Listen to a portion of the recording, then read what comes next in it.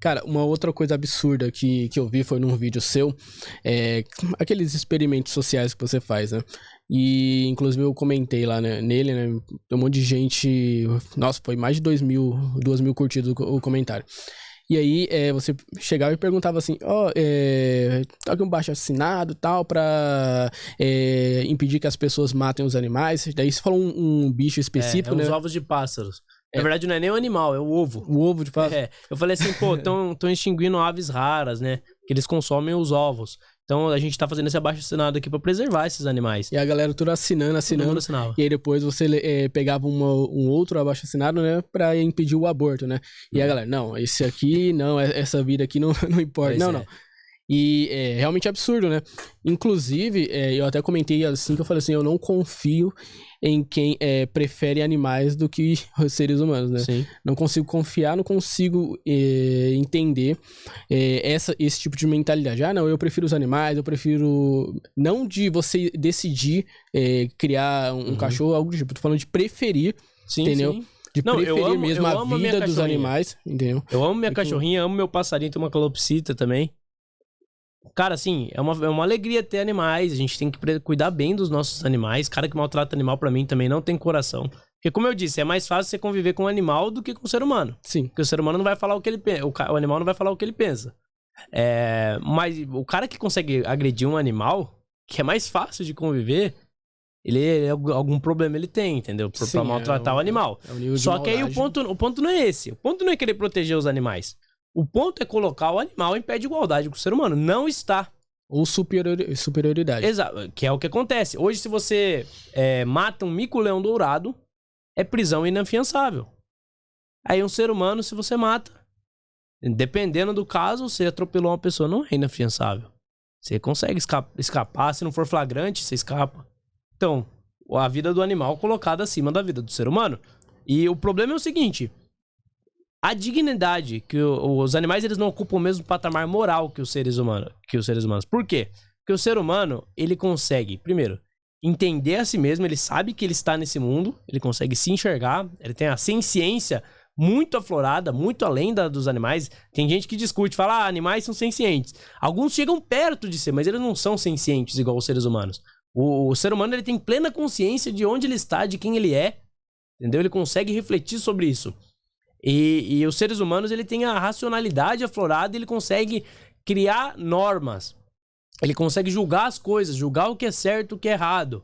Então ele consegue fazer, ele ocupa um patamar moral que os animais não ocupam. Os animais não têm esse nível de moralidade. Tanto é que você vê a mãe golfinho, às vezes, matando o filhote golfinho. Você vê o pai macaco mata o filhote macaco. Não tem moralidade. Não tem esse nível de patamar moral. Por que a gente preserva e protege os animais? Porque nós atribuímos a moralidade humana a esses animais. Então quem traz dignidade para os animais são os seres humanos. A dignidade que o ser humano tem a gente transfere e coloca nos animais. Então quem é superior? Quem é superior é quem está atribuindo a dignidade. E não quem é o receptor dessa dignidade. Olha na natureza. Tem um perfil no Instagram que eu sigo que é Natural is Metal. Que daí eles colocam, né, algumas cenas, assim, da natureza mesmo, de como é. Porque a pessoa, às vezes, acha que a natureza, os animais, é assim, uma paz, né? Sim. É violência o tempo todo. Os animais são violentos entre si. E daí achar que, nossa, o ser humano é pior. Por que o ser humano é pior? Eles pegam casos isolados. Exato. Né? Tem seres humanos horríveis. E pegam a exceção e colocam como regra. E tem os seres humanos horríveis e tem a Madre Teresa. Cuidava de mendigos, abria a mão de comer a própria comida pra cuidar do mendigo. E aí, como é que você vai dizer que o ser humano é horrível? A grande maioria dos seres humanos são sensacionais. Né? A grande maioria. A minoria. Assim, vale ressaltar também que assim, eu acho que o ser humano, eu sou cristão, né? Então eu acredito que nasce com o ser humano a natureza do pecado. Então os seres humanos, eles são ruins, eles têm características ruins e eles precisam lutar com essas características. Mas, ao mesmo tempo, os seres humanos são a imagem e semelhança de Deus. Para um cristão, isso é basilar. Por isso que é mais bizarro ainda você ver um cristão tendo esse tipo de mentalidade. Então, se eles são a imagem e semelhança de Deus, você pode fazer com que as coisas boas aflorem nesses seres humanos. Você pode limitar as coisas ruins e aflorar as coisas boas. Você pode desenvolver virtudes que os filósofos antigos falavam muito, mas hoje em dia deixou-se de lado. Então, você tem que ter em mente isso. O ser humano não é um...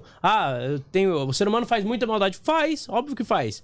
Os animais também fazem. A diferença é que a gente tem moralidade e a gente consegue dizer o que é certo e o que é errado e a gente consegue combater o que é errado. Na natureza ninguém se importa se o leão comeu a vaquinha. Tadinha da vaquinha. O leão vai lá e come. Ou se ele matou o filhote do outro leão. Pois é. Aí o ser humano faz as coisas tem a forma mais correta possível de você se alimentar dos animais. Você cria eles, dá uma condição de vida que eles não teriam na natureza.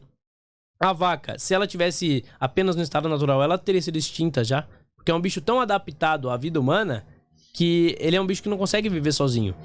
E daí você tem que matar ele de uma forma mais indolor possível, que é o que é feito nos grandes frigoríficos. É uma pistola, né? Atinge o cérebro, eu acho. E daí, na hora, o bicho morre, não sente dor nem nada. E você tem como fazer isso de uma forma humana, sem prejudicar e sem fazer o bicho sofrer. Verdade. E deve ser feito assim. Lugares que maltratam os animais devem ser combatidos. Agora, você querer acabar com o consumo de carne... ao invés de lutarem por isso, né? Não. Por uma humanização, lutam pela extinção. As pessoas estão morrendo de fome. Falam o tempo todo nisso, né?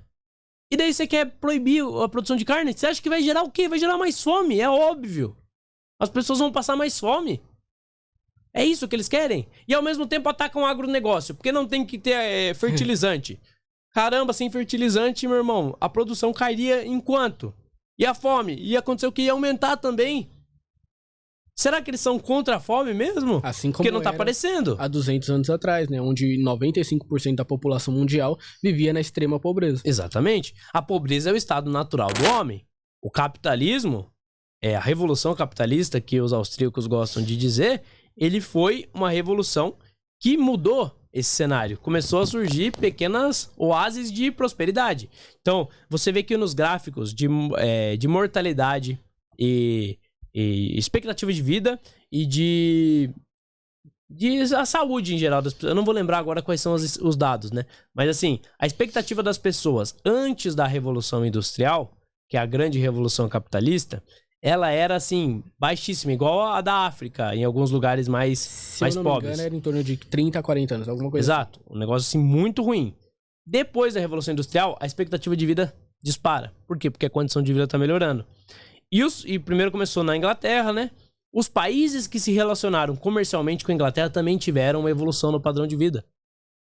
Ou seja, o capitalismo tão atacado pela esquerda foi o que reduziu a fome, foi o que reduziu a mortalidade, foi o que garantiu o conforto para as pessoas.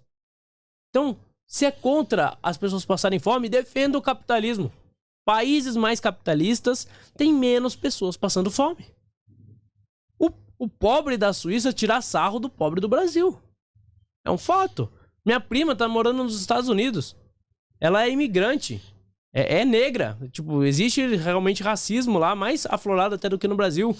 E ela trabalha lá com serviços que as pessoas não querem fazer geralmente. Mesmo assim, ela nunca ousaria voltar pro Brasil. Porque a condição de vida dela é infinitamente melhor. Ela ganha mais, do que muitos executivos. Aqui no Brasil, ela ganha lá fazendo faxina. Por quê? Porque é um país capitalista. É um país com pouca, inclusive, regulamentação trabalhista. Ai, nós temos que garantir direitos aos trabalhadores. Por que o trabalhador do México não foge para os Estados Unidos, mas o trabalhador dos Estados Unidos não foge para o México? Por que os Estados Unidos têm que fechar a fronteira para não entrar imigrante, mas o México é tranquilo para você entrar? Porque a condição de vida lá é pior. Você tem leis trabalhistas e mais leis trabalhistas e mesmo assim a condição de vida é pior. Nossa, o Brasil aqui a gente tá tendo que fechar a fronteira, gente. Se não, tirando de países piores que nem a Venezuela, ninguém quer vir pra cá, cara. Ninguém quer vir pra cá. Então assim, será que pra garantir melhor condição de trabalho pro trabalhador a solução é mais lei trabalhista? Basta um burocrata lá em Brasília escrever no papel que o trabalhador vai passar a ter uma melhor condição de trabalho? Óbvio que não. Você precisa tirar a pressão que o Estado faz no mercado, reduzir impostos, burocracias, facilitar também o pagamento de impostos e tal, permitir que o mercado flua com maior normalidade, sem interferência estatal, e assim você vai ter mais empresas, mais concorrências, inclusive mais concorrência pela mão de obra. Com mais concorrência pela mão de obra, os salários sobem, a qualidade do emprego sobe.